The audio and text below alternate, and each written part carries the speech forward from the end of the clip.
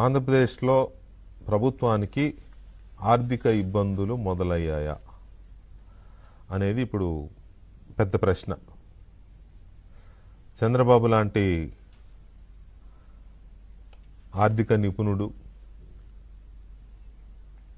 ఎలాంటి కష్టాల నుంచి అయినా ఆర్థికంగా రాష్ట్రాన్ని ప్రభుత్వాన్ని గట్టెక్కించగలిగే సమర్థుడు ఉన్న ప్రభుత్వంలో సిచ్యువేషన్ ఎందుకో కొంత తేడా కొడుతుంది. జగన్మోహన్ రెడ్డి వాళ్ళు ఇది వచ్చిందని నేను అనడంలా.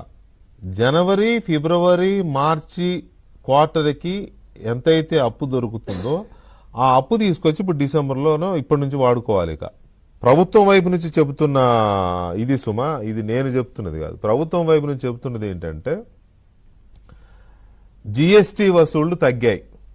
ఇప్పటి వరకు ఉన్న అప్పు 10 లక్షల కోట్ల పైన ఉంది. అన్ని రకాలుగా జగన్మోహన్ రెడ్డి చేసినవి కానీ, లేకపోతే అంతకుముందు కానీ, ఈ ఏడాదిన్నరలో చేసినవి కానీ. ఎవరైనా అనొచ్చు, మన చంద్రబాబు నాయుడు మొన్ననే కదా ఇంత పొడుగు చెప్పారు వృద్ధి రేటు గురించి, అదని ఇదని. అది వేరు, ఇది వేరు. ఇక్కడ మీరు జగన్మోహన్ రెడ్డి పేరు వాడుకోలేరు.